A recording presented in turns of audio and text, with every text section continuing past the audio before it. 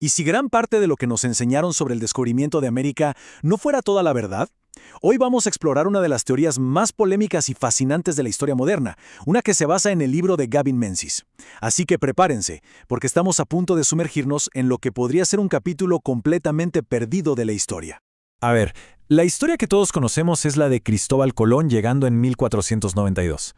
Pero, ¿y si les dijera que esta teoría propone que una flota china, 70 años antes, no solo llegó, sino que cartografió el continente entero? Para siquiera empezar a entender cómo algo así pudo ser posible, primero tenemos que hacer un viaje a la China de la dinastía Ming. Bien, antes de meternos con mapas y misterios, hay que dejar algo muy claro. Para que esta teoría tenga el más mínimo sentido, primero tenemos que entender la escala, el poder casi inimaginable de la China del siglo XV.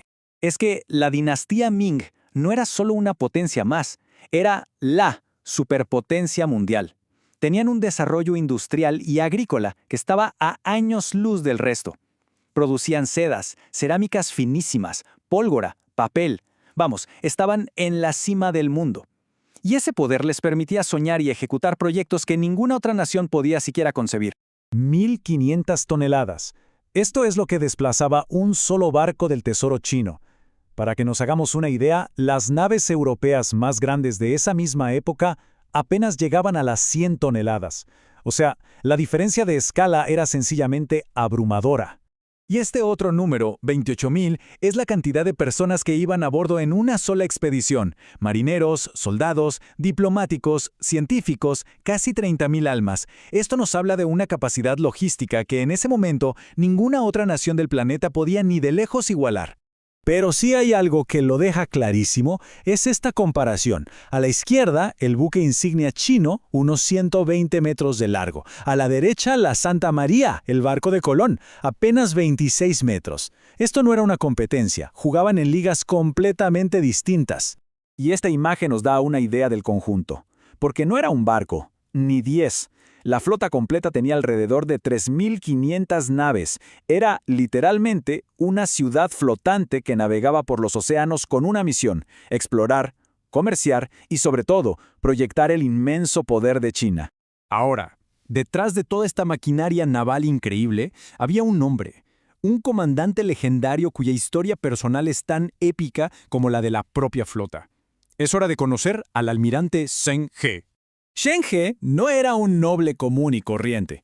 Era un eunuco de origen musulmán que por su talento y lealtad ascendió hasta convertirse en el comandante de la flota más grande que el mundo había visto jamás.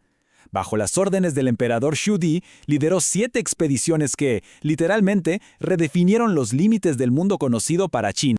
Aquí tenemos un resumen de sus 7 expediciones. Cada una fue una hazaña monumental. Pero la que nos interesa hoy, la que es el corazón de toda esta teoría, es la sexta, la que zarpó en 1421 con una supuesta misión que quita el aliento: darle la vuelta al mundo. Muy bien, ya establecimos que los chinos tenían la capacidad, tenían los medios, pero la gran pregunta es, ¿hay pruebas? Y aquí es donde la historia se convierte en una especie de thriller, en una investigación detectivesca que sigue el rastro de mapas misteriosos que, en teoría, no deberían existir. Empecemos con esto, que es muy curioso.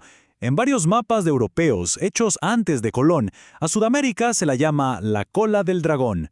Según Menzies, el autor de la teoría, ese es un nombre de origen chino.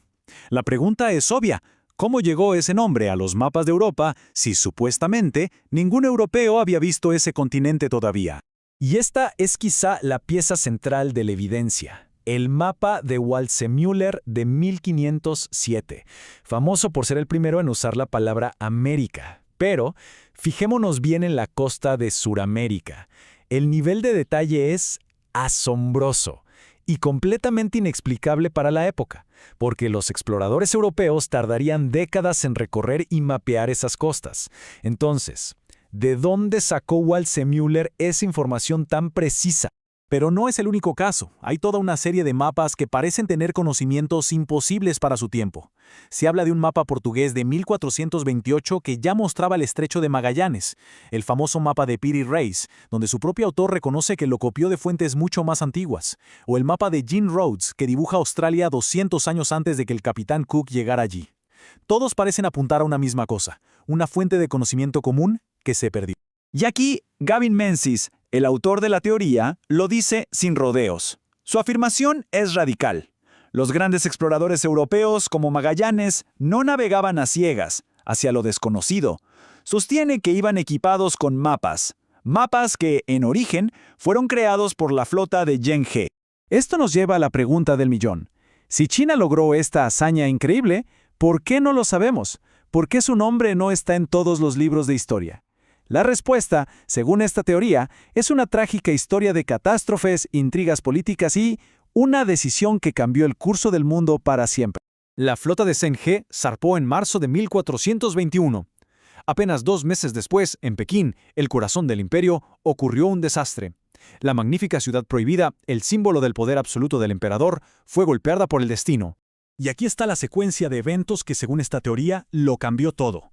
Primero, el incendio, que los mandarines interpretaron como una señal de que los cielos estaban furiosos. Luego, la muerte del emperador Xu Di, el gran patrocinador de las exploraciones. Y con él fuera de juego, sus oponentes que veían la flota como un gasto inútil, tomaron el poder. Y aquí viene el punto crucial. Ordenaron la destrucción de todos los registros. Las bitácoras, los mapas, todo ese conocimiento invaluable fue deliberadamente borrado de la historia. Entonces, si aceptamos esta teoría, aunque sea solo como una posibilidad, las implicaciones son gigantescas. No se trata solo de cambiar una fecha en un libro. Se trata de repensar por completo nuestra visión de la historia del mundo. Esta cita del material original lo resume a la perfección. La idea sacude los cimientos de lo que creíamos saber sobre cómo interactuaban las civilizaciones. Nos obliga a cuestionar la narrativa que hemos aceptado como un hecho durante siglos. Porque, en el fondo, lo que esto propone es un cambio de perspectiva radical. Pasar de una historia centrada casi exclusivamente en Europa a una historia mucho más global, más plural. Sugiere que el mundo estaba conectado de maneras que apenas empezamos a imaginar, mucho antes de la llamada Era de los Descubrimientos. Al final, el debate va más allá de barcos y fechas. Nos hace reflexionar sobre la historia en sí misma, qué relatos se cuentan y cuáles se silencian, quién decide qué se recuerda y qué se olvida. La posible historia de la flota de Zheng He es un recordatorio muy poderoso de que lo que conocemos como historia es muchas veces solo una versión incompleta de los hechos. Y cerramos con esta pregunta. Si una hazaña de esta magnitud pudo ser borrada de la memoria colectiva, ¿qué más nos estamos perdiendo? Nos deja pensando en lo frágil que es nuestro conocimiento del pasado y en todas las otras historias, todos los otros mundos que podrían estar ahí, esperando en silencio a ser redescubiertos.